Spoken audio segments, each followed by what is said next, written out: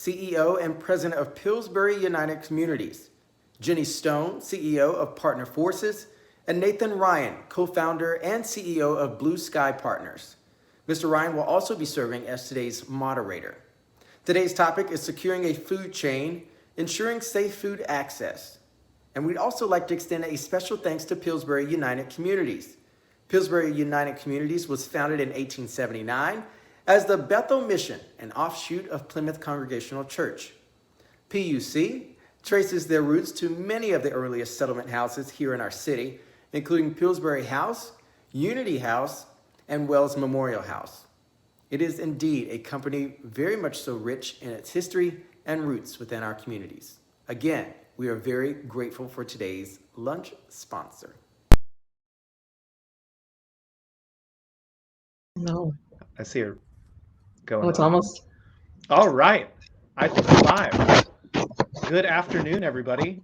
My name is Nathan Ryan. I'm CEO of Blue Sky Partners. We're a consulting firm that helps organizations think about how to scale in healthy, sustainable ways.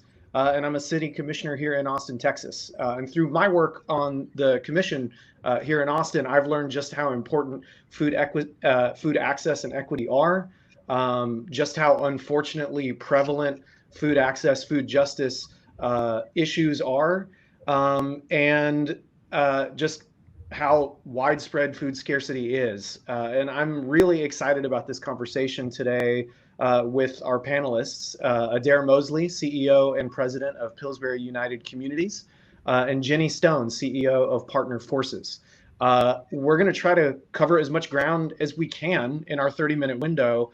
And I think, the thing that we've been talking about, backstage before we got started here is just that the balance that we're trying to strike here in this conversation is that equity is talked about a lot, but it shouldn't just be a buzzword. Resiliency shouldn't just be a buzzword. Those things are not possible without an infrastructure that can distribute food, money, and other resources in an equitable way. And so that's really where we kind of want to center this conversation. With that, in 60 seconds or less, Adair, let's start with you. Can you tell us about your organization and your role and the work you've been doing lately? Yeah, great. Thank you. Good afternoon, everyone. Happy to be with you all. Adair Mosley. I serve as the president and CEO of Pillsbury United Communities, a 140-year-old community and impact organization, and has been able to remain relevant over the century by prioritizing one value, and that's humility. And being proximate in the communities in which we serve and simply asking communities, what do you need? And I believe when we ask that simple question, we're able to unearth some of their boldest dreams and aspirations. And so that's by the way which we move and do our work. We are a multi-service organization. Today, this conversation will center largely on the food ecosystem that we've been able to build, not only meeting the basic needs of community, but thinking about innovations as it relates to community-supported agriculture and urban ag, hydroponic farming, all the way up to a full-service grocery store that we operate as an institution. And then really, that's a circular economy that we've been able to create within our own enterprise of driving towards zero waste. And so making sure that the products and things that we have go back into our food shelves and continue to serve our community. So I know we'll delve deeper into some of those aspects, but I'm happy to be with you. That was fantastic. Thank you so much, Adair. Jenny, tell us about yourself. Tell us about the work y'all are doing with Partner Forces. Thanks, Nathan. Hi, Adair. Hi, everyone. So Partner Forces is a management consulting company. We are 50 people strong, and we serve the federal government and the state and local government, mainly focused on homeland security, preparedness, and resilience. And our two largest clients right now are FEMA and then the Cybersecurity and Infrastructure Security Agency. And our team was so happy to be a part of this discussion and be able to share any insights with you all here in Austin. Awesome. I'm excited to have both of y'all here. Jenny, let's stay with you for a second. When you and I had a chance to chat yesterday, you mentioned that COVID-19 is a unique crisis in that it's a crisis within a crisis within a crisis, right? Yeah. Can you expand on that a little bit? Can you talk about how food access is, as you put it, a national security issue? Right. Yeah. So, when we were talking yesterday, we were talking about the crisis within a crisis. And I think as a practitioner in this space, we think about COVID-19 happening within, American society right now with the racism and the social inequality. You lay a pandemic down in that. You then have the crisis of unemployment, the crisis of the healthcare access, people losing their jobs, not being able to feed their families. You have a lack of trust in government institutions. You have misinformation, disinformation on top of that. And you really see and envision a Venn diagram of all these overlapping challenges. And that's our operating environment that we're all in, that are part of this community. And it's daunting. And so for us, it really requires a whole of community and whole of government response. On your piece around food security and national security, we think of food security as peace. And, I think when we look at in the international operating environment, we think about U.S. policy and international aid and all the dollars that go to least developed countries. But we don't think about about U.S. domestic policy. It's the same thing applies. When people don't have their basic needs met, when they can't provide for their family, that can result in desperation, grievances, resentment, which can ultimately lead to societal unrest, and then, worst case scenario, radicalization and disruption to our nation and state. So feeding people, taking care of our neighbors and our community is part of a comprehensive counterterrorism strategy. Yeah, well, and without getting too deep into it, I think we are seeing some of the things that you mentioned play out here in the U.S. right now. Adair, kind of building on that a little bit and how you strengthen communities. Can you tell me a little bit about how y'all think about the concept of food justice? I think a lot of these terms are maybe new for a lot of people. And, what does that mean holistically? What are the things you take into consideration when you think about how to make sure that the work y'all are doing is equitable and is supporting the communities that y'all are hoping to help? Yeah, thank you for the question. Jenny, I believe you eloquently talked about the compounding or the confluence of these disruptive forces that are upon us that we're having to grapple with as a society that ultimately, I believe most people on this call recognize that it exacerbated downstream disparities for largely Black and Brown communities that were already extremely vulnerable. And you layer on this and you just start to see an increased vulnerability. When we think about food justice, we have to think about think about quality. We have to think about access. We have to think about proximity. We have to think about the entire ecosystem that gets us to food justice. And it's not only what shows up in community, the equitable access to healthy and fresh foods, but it is also the individual that touched the food on a farm somewhere. That if that individual wasn't paid a living wage and treated and had the conditions that promoted, safe working environments, that is all a part and encompassing of a food justice system. And so we really take a very holistic view as we think about it. The other thing that I know that the USDA oftentimes uses the definition of food deserts. But we have to really challenge ourselves on that definition, that deserts are natural occurrences that happen, that what we're talking about is something that's systemic and designed, that there has been a marginalization and a disenfranchisement of Black and Brown communities around access. And what we're really describing is food apartheid, that this is really, so we have to unpack those systems to really be able to get at food justice. And so our work as an organization really centers around that thinking and that, and we're driven from that ethos, I think, as an organization to really be able to build equitable systems. And knowing that food systems can help us deliver on workforce development strategies, it can help us deliver on equitable economic development. And so we think about the intersecting systems that food allows us to be able to deliver. I'll pause there. A quick follow-up question for you, and Jenny, I'd love your thoughts on this as well. You mentioned immigration. You mentioned the folks working on farms, working in these, packing facilities and things like that. I remember very distinctly seeing an image that was circulated earlier in the pandemic of, farm workers continuing, obviously, to farm food in the middle of a pandemic, and just that.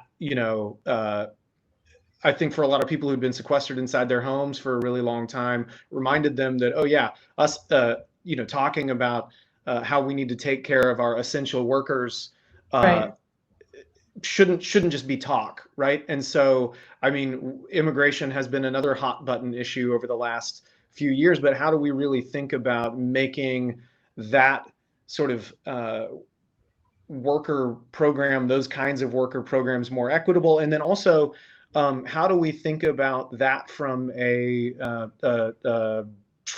national security perspective as well? I think that's going to continue to be a conversation at the federal level. I know the Biden administration is probably much more amenable and open to pushing for those guest worker programs and beefing up those protections. But how are you all thinking about that in light of where we're at right now? Dare, do you want to go first? No, go ahead. Okay. So, that's a lot, Nathan, that you've covered. And, I think we all saw the heroes during and continue to see the heroes in the COVID crisis. And those are those people that have to go to work every day and engage with the public to feed their own families. And they're showing up for all of us in our communities. And I don't think we've done enough to take care of those people. And I am hopeful under this administration that will change. But it's interesting how we have a history in our government of doing that, whether it's veterans, whether it's teachers. I mean, our inability to really support those people who we all rely on. And, I think one of the themes that's coming out of this conference is this is a real opportunity for us to reflect and learn. I think that will be another big lesson we learn and are reminded of the support those communities need. And how do we make sure that we're taking care of those? Because that's how we're judged, right? And that's how you have a healthy community. That's how you prevent some of the inequality that has existed in our country. And so it's a hard question. I don't have an answer. I don't have a solution. But I think it's something that we need to keep working towards because it's all interrelated, right? So Adair, I'll turn it over to you. Yeah, Minneapolis in particular, where I'm located, has been at the, it was certainly the nexus of George Floyd's murder. And so we saw a tremendous amount of civil unrest following. And we were one of the only, so in North Minneapolis, an area that has been categorically disenfranchised for decades. And seeing disinvestment, we kept our grocery store open, even when others in the nearby were shuttering and putting up the plywood, because we knew that our community, who was already marginalized, we wanted to make sure that they got access to food. But one of the things I think that the COVID-19 especially has shown us, right, that the backbone of our economy are workers, are largely Black and brown communities, who we have undervalued through pay equity, and frankly, but I think it's also showing us it's somewhat a little bit reflective on what are our values as a society and who are the individuals, these frontline workers that we should be lifting up. Teachers and educators and healthcare workers and our grocery store employees and daycare workers that we didn't know that I think those that are proximate in this work know, but the broader community, the big community, did not know the value. And I don't believe that we've arrived at a solution, but I oftentimes think about the demand that I'm even putting on if those workers were not to show up, who are making sacrifices and are probably more susceptible to bringing home the virus to their own families because they're doing a service to community, and we haven't compensated them. We haven't given them the both tangible and intangible benefits. And so I think this is a conversation that, if we are to get at justice and equity, that we're going to have to answer. Yeah, and Nathan, Yeah, can I add one thing? I go think ahead. it's even, we're seeing it in Yes. the vaccine distribution plans, right? In the order of some of the vaccines. And I think that's something to look at as well. Why were essential workers not at the very top who are running everything in our country? I think there's a lot to look at there that we will be studying and thinking through. It's hard to make those decisions around priorities. But I think there's a lot of people who are questioning some of the priority decisions that have been made around that. Yeah. Well, and I think this will dovetail into our next question here. But so much. I mean, I'm guilty of this myself, but I feel like as a society we are so ready to jump on board with a rhetorical movement. But what that actually means for our day-to-day lives, how we actually push for policies that would actually, really benefit essential workers, would really benefit people who are on the front lines, making sure that our food is being produced and transported well. Those Black and brown communities, as you mentioned, Adair, I think the ability for us to actually commit to policies that are going to make their lives better, that's the next step here, right? And so, we've had pandemics before, we've been through some crazy stuff as a world in general, and a lot of these things existed before COVID-19 came along. A lot of these issues existed before COVID-19 came along. So, Jenny, let's start with you. What do you think some of the enduring lessons about, maybe managing a food supply chain will be after COVID-19? Adair, after Jenny's done, what do you think? What do you hope some of the enduring policy changes that might be adopted will be in relation to food justice and things like that? Yep.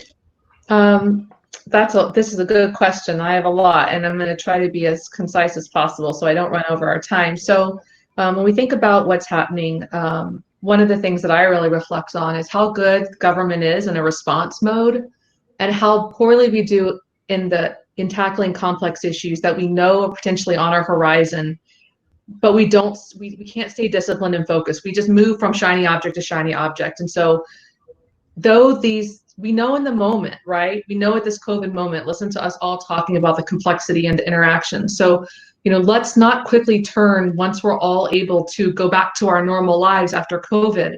Let's learn, let's analyze, let's put together a plan. And the number one thing that I think about is governance is, food doesn't magically get from one place to another. There are governance structures, there are identified roles and responsibilities, there's leads, there's coordination, there's a lot of infrastructure on that governance piece that a community needs to set up and have ready to go. And we need to train and practice and exercise together all of that so that when it does come time to response, that we don't fall just back on if we have social inequity, if we have people who are underserved now, they're going to be underserved in a disaster unless we build those new bridges now, right?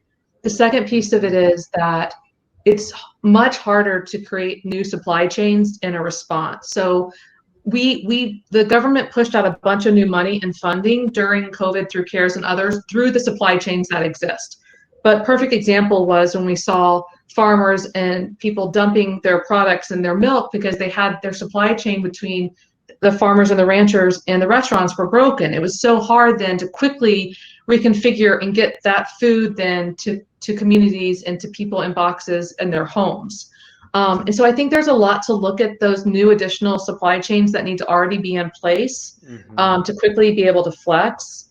Another big thing that I think about every day is restoring our trust in our government and public organizations.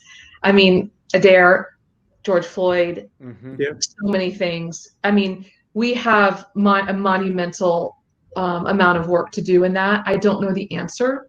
I don't know if some of our government institutions are the place. I don't know if we need new truth centers. I mean, honestly, this is such an important dialogue, and the private sector needs to be involved. Social media companies need to be involved. But it is scary to imagine. I would imagine if you're the mayor of Austin and you work for the government and you're trying to get out information and trying to get the community to move and do something during a crisis that's going to help all of us, and that there are all these other competing channels of misinformation and disinformation. And you can imagine scenarios down the road. I mean, we spend time helping the government think through really bad scenarios that involve these complexities. And we all need to be thinking about that now and countering that, because it's going to be an enduring issue that we have moving forward.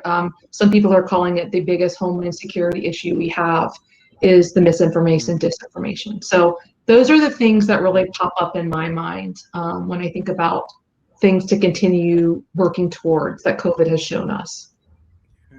Yeah, absolutely.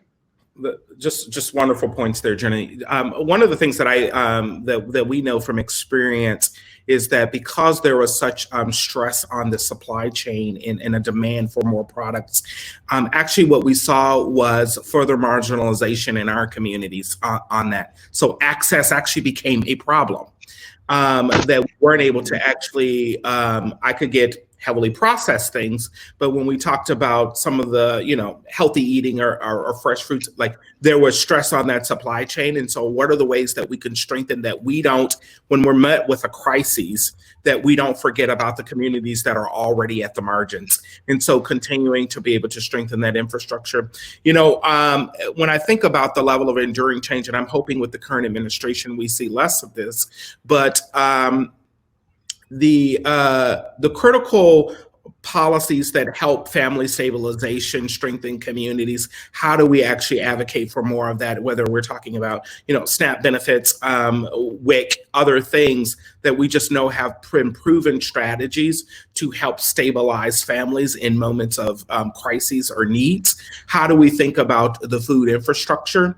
The food systems infrastructure, one of the things that we hear oftentimes, especially as we support the micro entrepreneurs who are critical and vital in our, that they don't have the infrastructure, right? For product placement, oftentimes things that could get out into community, we're lacking, storage, all of these kind of, I think, facilities that could exist largely within, that taps into, we have a growing migrant community that love to do kind of community supported agriculture. We could be supporting a lot of other micro entrepreneurs with the right infrastructure and tools, frankly. And so those are some of the policies that I think could get at. If you all know the work of Policy Link out of Oakland, California, that is producing, what are some of these food systems infrastructures that could help really strengthen and equitably move our communities up the social and economic mobility ladder? Yeah. Mm-hmm. Yeah, again, connecting that idea that there is no equity without an infrastructure to actually support that. So we have about 6 minutes left here, and we've got a question from the audience, and I got one closing question. So I want to move as quick as we can. The question is for Jenny from Naomi Billups. County of San Diego rolled out some programs paid for by FEMA. They home delivered meals for seniors during COVID, but one of the criteria dictated by FEMA was that people eligible were not those who qualify for SNAP, who eliminated most of their most deserved seniors. The daily meal reimbursement for Great Plates was up to $66 a day as opposed to the daily benefit of less than $2 a day. Equitable, no. FEMA needs to know and change. How would somebody, or how would we go about communicating that? So it's frustrating. We saw that FEMA quickly became very concerned about people double dipping from different programs, and there was some OMB guidance that came out after all the money left Congress around COVID to the agencies that were administering those funds to be very vigilant on waste, fraud, and abuse, right? And so I saw administrative burdens pop up and kind of some arbitrary decisions made on the implementation that were not well thought out. And it's too bad, right? And it's a shame. And I think we all saw that in the news with the PPP program and the loans, right? Where the guidance just kept changing and changing and changing. And it's just too bad. And so one of the things that I hope for with this administration will be the reduction of those administrative burdens, oftentimes that are placed on these programs that really prevent them from being as impactful.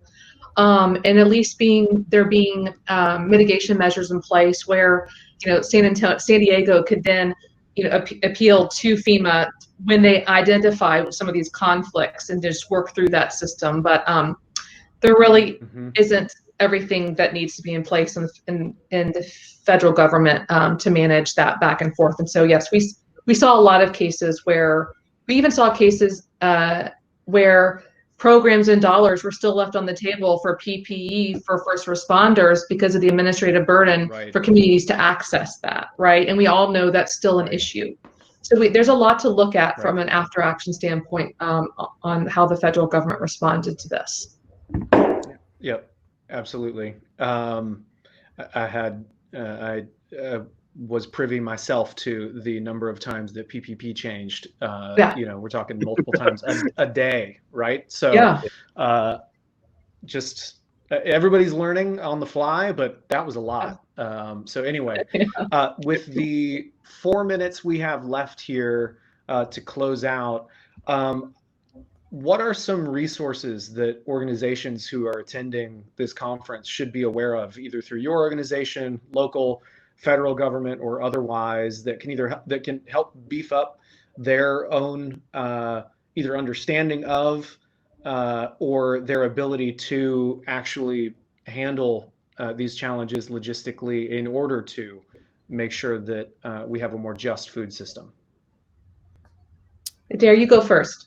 Yeah, well, and I've mentioned one of them, and I believe if you're thinking about equitable food systems, I think the work that has been done out of Policy Link, that it's actually looked at all 50 states, that what are the policy levers that can be pulled from healthy food financing initiatives all the way up to state level policies around what's the infrastructure, especially for locally or hyper local infrastructure build outs, is a great place that I always like to start. And a lot of that analysis has been done. So I'll leave that as the tool.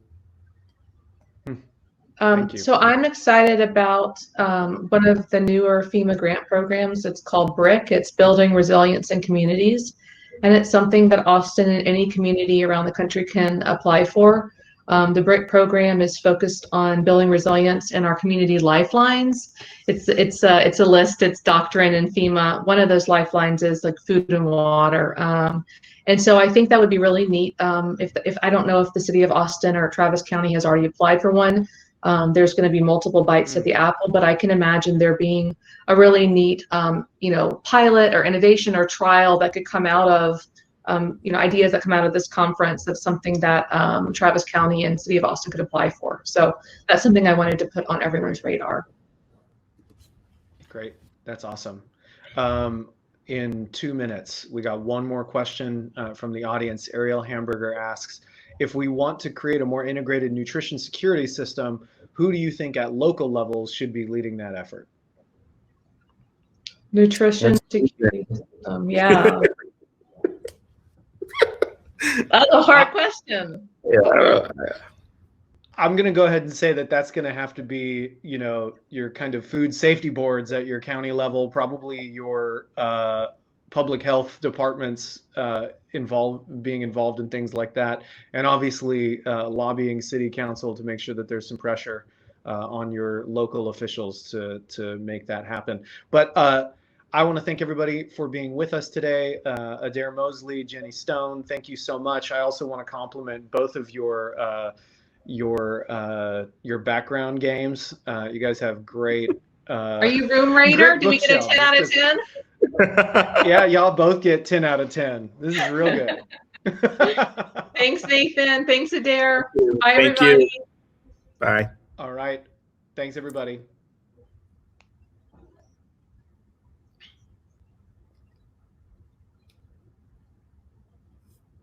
Can do the Toy Story Barbie. Bye-bye now. Bye-bye now. Bye-bye. All right. Okay. Are we off? Fun. Yeah, I'm like, are we off? I don't know. Yep. But yeah, we are. I see it now. That's a great job, y'all. So we're going to have to move fast. We're going to have to move fast because we only have a 30-second transition.